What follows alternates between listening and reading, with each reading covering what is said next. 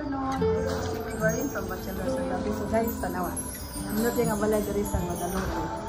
Actually, ang price niya is 11.5. Ang iyang lot area is 120 square meters. Pero karon down siya to 9.9 million.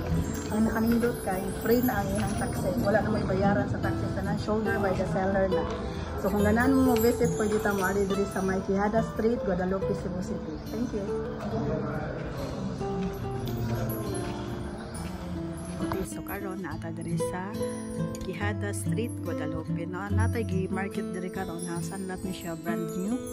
Actually, kung imo siya tanawon mura siya kanang single attached. Kay ngano, naman siya ay agyanan diya sa kilid, but actually this is a townhouse. Upat ni siya ka unit, then diha nga side ito kod ang tulo. Then kani siya may dako kay 120 ang iyang lot area.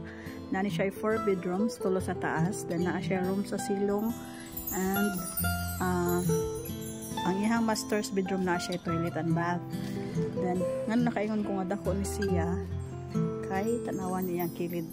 Mura gyud siya single attached. Makaagi man kada rin. Kani diri pa daw sa likod.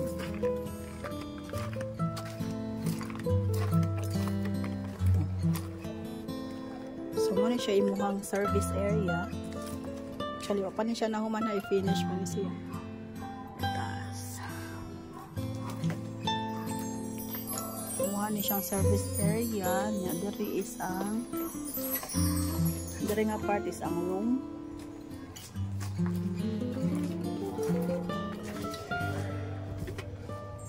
Dahil tetap agis likod. Ano siya yung living room, stairs going to second floor, kitchen area, unya diri ang iyang toilet and bath sa ground floor, then room,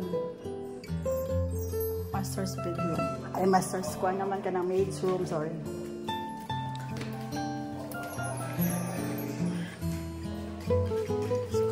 Padung sa second floor. So, na-try ko ka room. Usa ka CR. Ang master's bedroom niya. Na-try toilet and bath.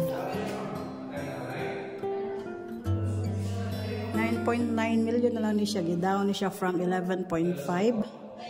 Then, free na ang taxes. Okay, so, dire rin sa May Guadalupe, Cebu City.